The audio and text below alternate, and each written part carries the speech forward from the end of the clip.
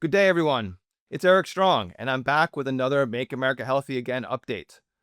Last week, I posted a video on the rise and fall of Vinay Prasad, who at the time was the former director of the FDA's Center for Biologics Evaluation and Research.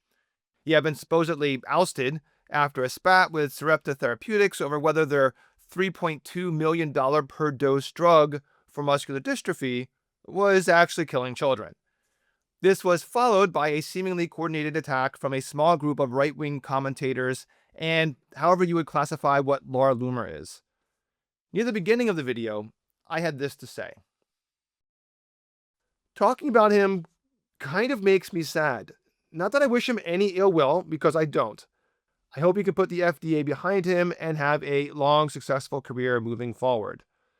But he just feels so full of misguided potential. However, now since talking about him feels unavoidable, I'm going to say everything that I've ever had to say about Prasad so that I never feel obligated to circle back to him again. And wouldn't you know, 2 days after I posted that video, this news dropped. Now to a look at some of the top medical headlines, starting with a notable reversal at the FDA. Dr. Vinay Prasad is returning to his job. He'll resume the role that he left 2 weeks ago. Anyway, what can we conclude from Prasad's return? One of two things is true. Either Politico's reporting that Trump directly intervened to force out Prasad, but that report is totally wrong, and he actually did resign on his own, or RFK Jr. and FDA Commissioner Marty Makary have a lot more influence with Trump than I would have guessed. I'm not speculating which of those is the truth, but either way, Prasad is now back as CBER director. Apparently not everyone at the FDA was happy to hear that. I do wonder how much effort Prasad will take to track down the person who posted this flyer in the hallway following his departure. From the standpoint of a Vinay Prasad update, that's really all there is to say at this point. But this does give me an opportunity to expand on something which I really glossed over in the first video.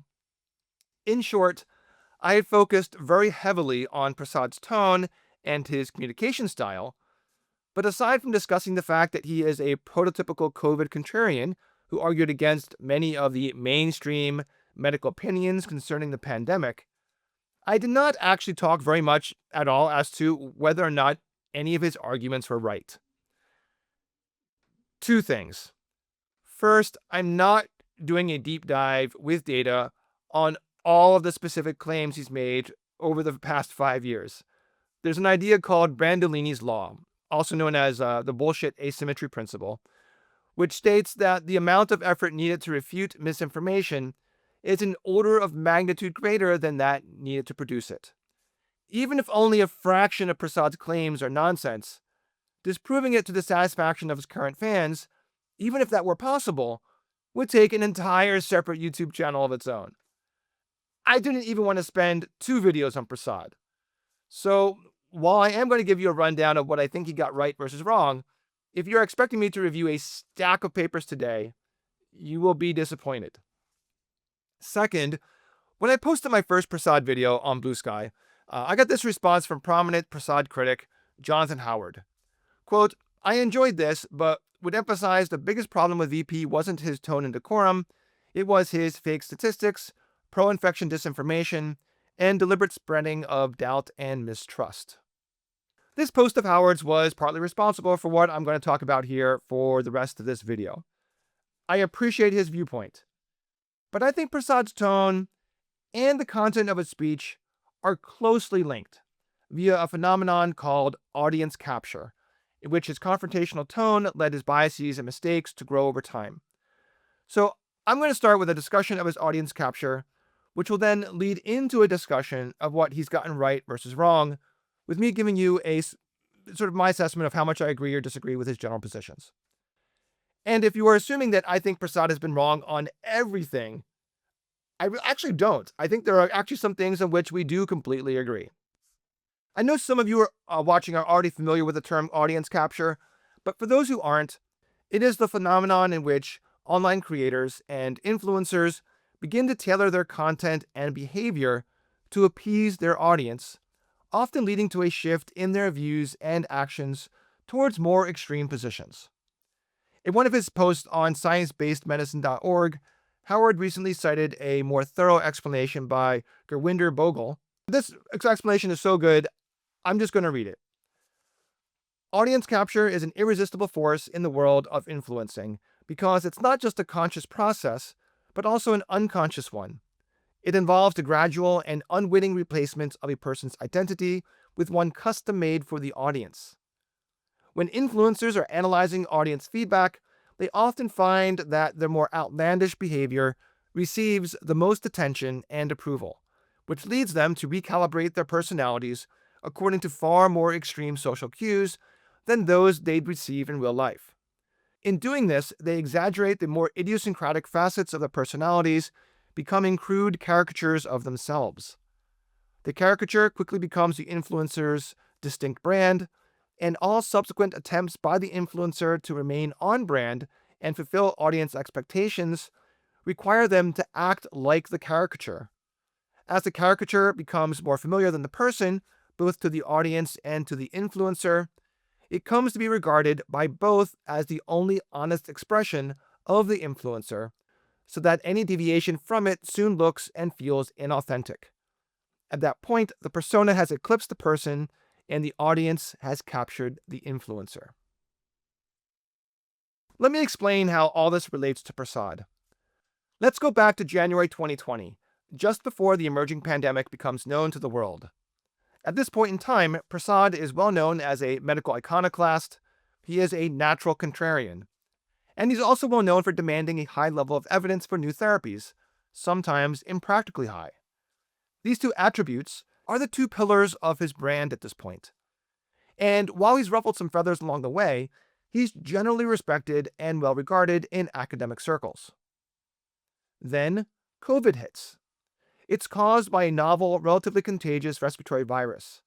There's no vaccine, no pre-existing immunity in the population, and at first, no known effective treatment. Most people don't remember this, but a few weeks before it hit the US, it ran wild through a region of northern Italy. And the stories that came out of those hospitals were horrific. ERs and ICUs were overrun, hospitals ran out of ventilators and protective equipment, and scores of physicians and nurses themselves died. The epicenter of the initial Italian outbreak was the region of Lombardy, where the city of Milan is located. This may be hard to believe, especially for Prasad fans who have heard for years that the pandemic wasn't as bad as claimed, but the case fatality rate in Lombardy during those initial weeks was a staggering 18%. That 18% was predominantly not the virus itself, as much as it was a lack of equipment for the unprecedented number of patients, lack of physical space in hospitals, lack of remaining healthy medical professionals to care for the sick, and a relatively older population in that region. When those first stories from Italy reached the ears of physicians and public health officials here in the US, there was an abrupt realization that this could happen here.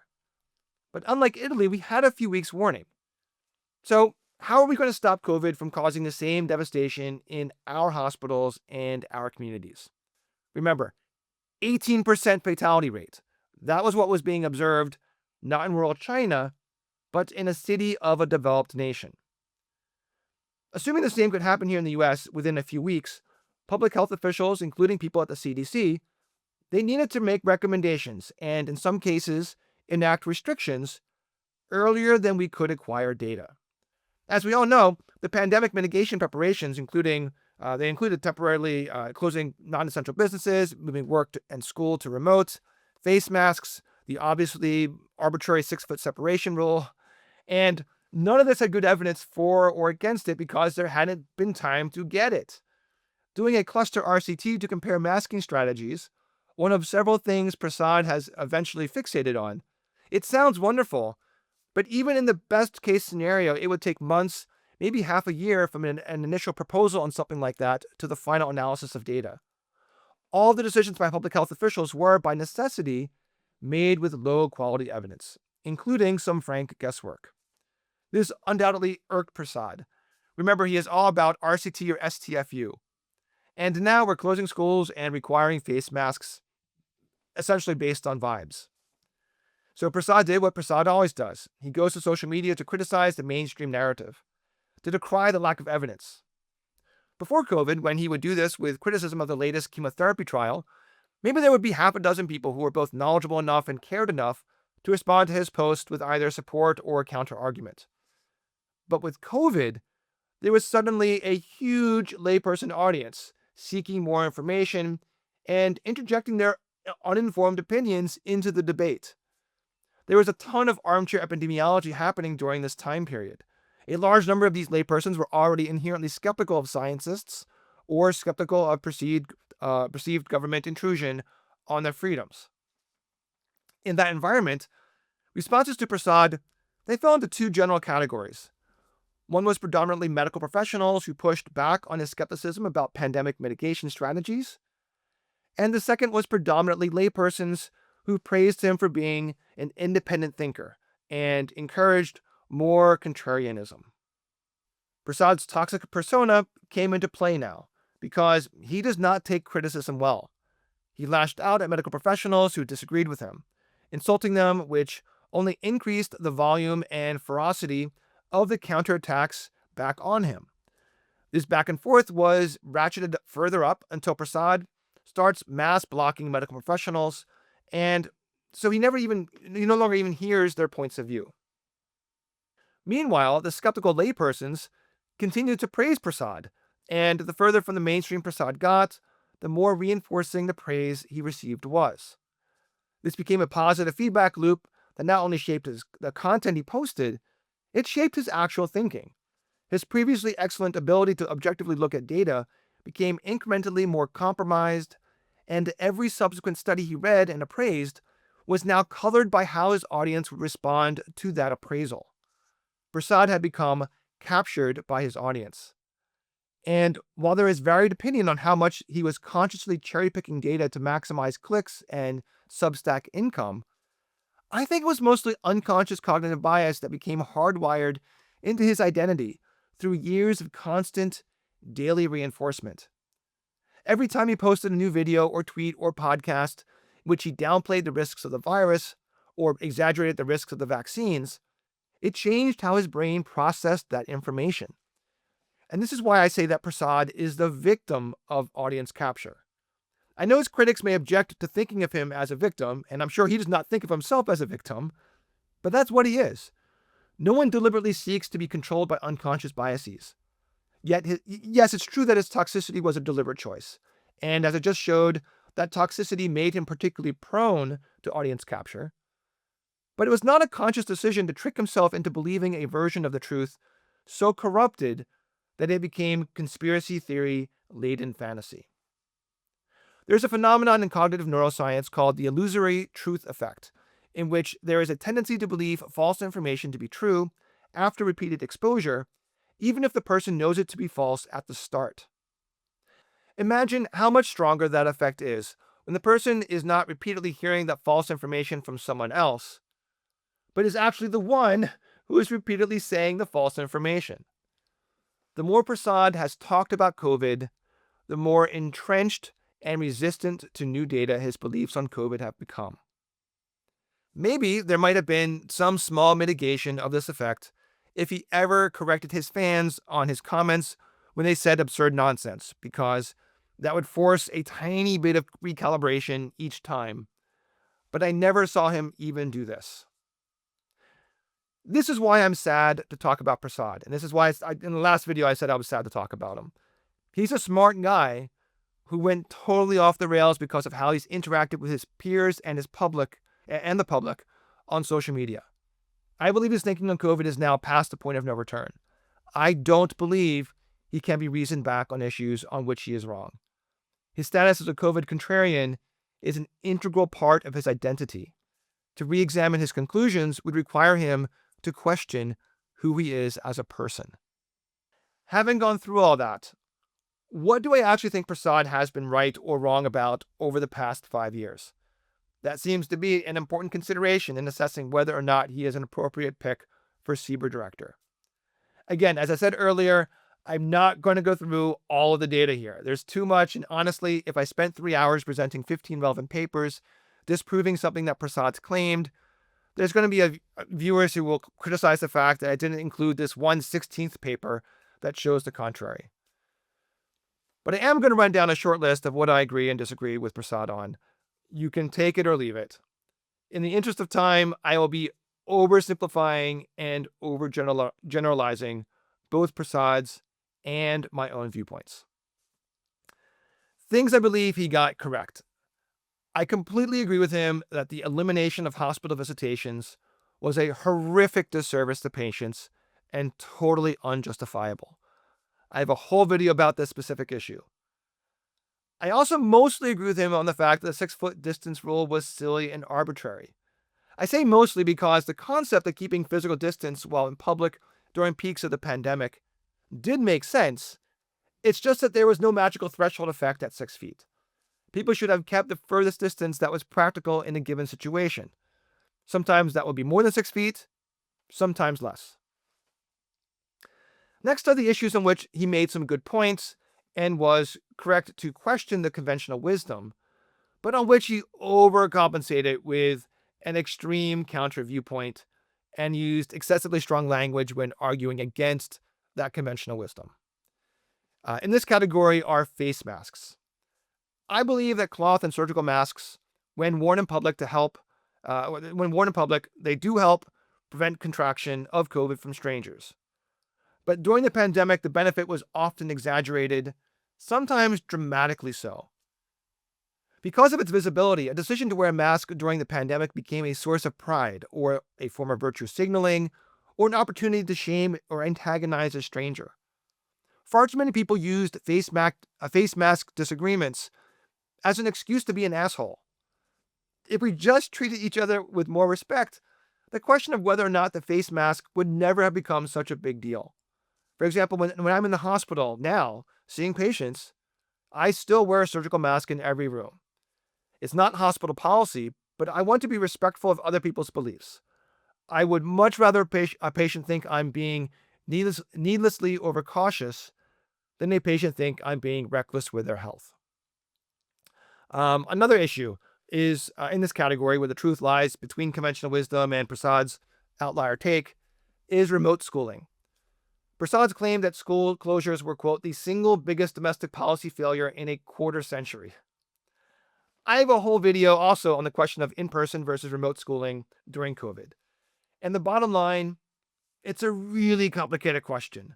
One so complicated that no one individual understands enough medicine, epidemiology, child psychology, cognitive neuroscience, public policy, and economics to conclude on their own when a particular school should have been open or closed at a particular time. It's also complicated because some of these considerations are local. Unless you've studied a specific community, you can't judge whether an individual school located there should be open or closed. However, I would agree that there was inadequate attention given to the short and long-term negative consequences of remote schooling, which led to a modest bias across the country in favor of keeping schools remote for longer than appropriate. That does not mean that every school was kept remote for too long. I'm only talking about trends averaged out over the 100,000 K-12 schools in the US. Prasad's characterization is overstated, to say the least, but he was not 100% wrong here.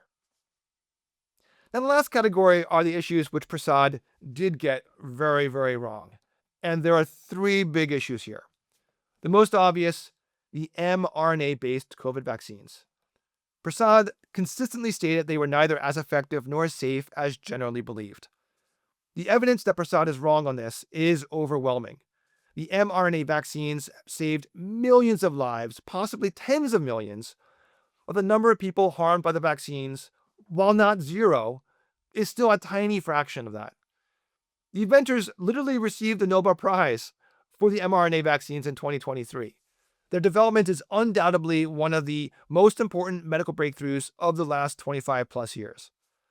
Prasad's concerns about the mRNA vaccines, including his fixation on myocarditis, is just audience capture playing out, complete with selective presentation of data based on whether or not it supports his audience's views. Another thing Prasad has been very wrong about, his recent sane washing of RFK Jr. RFK Jr. has his own video coming up in my series here, and I'll present the evidence against him then. But he is mentally unwell. He lacks empathy for other people. He has no relevant experience for leading the Department of Health and Human Services. And most importantly, every scientific claim and proposal that comes out of his mouth is nonsense. I believe that Prasad truly knows all this, but he has voiced support for RFK's nomination and for RFK's beliefs only to help score a leadership position in the administration. And that's unforgivable of Prasad. Last and most relevant to current events, Prasad has repeatedly stated and implied that public health officials were literally lying to the public during COVID. He has repeatedly disparaged the CDC and insulted the people who work there. And he has leaned very hard into his audience's anti-establishment biases. I don't believe in forgiveness because, in my opinion, these pieces of shit are still lying. I mean, like, if you want forgiveness, the first thing you have to say is what you actually did wrong. And they're still fucking lying. Well, based on the best information we had at the time, cloth masking 2-year-olds was a sensible. No, it wasn't, you fucking liar. I knew it wasn't. Now, do I think Anthony Fauci and CDC officials were occasionally wrong? Yeah, I do. And I did at the time. And I pointed it out here on this channel. But they are not bad people trying to deceive the public. The CDC, FDA, and NIH are all full of smart, hardworking, honest scientists who try their best to get answers and study new treatments under very challenging circumstances when the public and even the President of the United States were treating them with disdain and distrust. What Prasad has done with his hateful rhetoric is to poison the public's perception of these very important institutions. It is incredibly ironic that the day before it was announced Prasad would be returning to his position at the FDA, a mentally disturbed person who had believed he had been injured by a COVID vaccine traveled to the CDC and fired hundreds of bullets at the buildings and killed a police officer. That kind of violence is the consequence of the rhetoric from people like Prasad. Of course, Prasad is not solely responsible for what happened at the CDC last week, but he is nevertheless part of the big picture in which the COVID contrarians became the useful idiots for Republican politicians to employ in their effort to delegitimize scientists and to turn public opinion against expertise more generally, sometimes with violent results. I cannot imagine being a scientist at the FDA working for CBER and having my boss be Vinay Prasad, someone who has spent years belittling the work of these scientific agencies and turning the public against me and my colleagues. I find it hard to imagine how Prasad can be effective as a director of CBER, given that history. Of course, the people under him will not respect him. In conclusion, while I appreciate the opinion of some that Prasad's content and beliefs are more disqualifying than his tone, I don't think the two can be separated. His online toxicity contributed to audience capture, which drove some of his beliefs to become more extreme and detached from the data. Finally, the biggest reason that Prasad is a poor choice for CBER director is not just because he's toxic or because he was wrong on some of the biggest issues of the pandemic, but because he was unwilling, or at this point, maybe incapable of considering alternative viewpoints. In a position where he should spend most of his time listening to those around him, he doesn't seem to care about other opinions. He doesn't change his own mind on anything, but instead, through confirmation bias, repeatedly doubles down and triples down. He's an oncologist. He's not a virologist or a pharmacologist or a basic scientist working in a wet lab, yet he doesn't value anyone's opinion more than his own, irrespective of the topic at hand. He rejects expertise when it contradicts his preconceived beliefs, and he's taught that rejection of expertise to his online followers, leading them to distrust well-intentioned government scientists, which will make it that much harder for all of us to respond to the next pandemic. And this is why he should not be CBER director. It's not because he's been wrong before, we've all been wrong before, but rather it's because he's unwilling to accept the possibility that he's been wrong before, despite his claims to the contrary.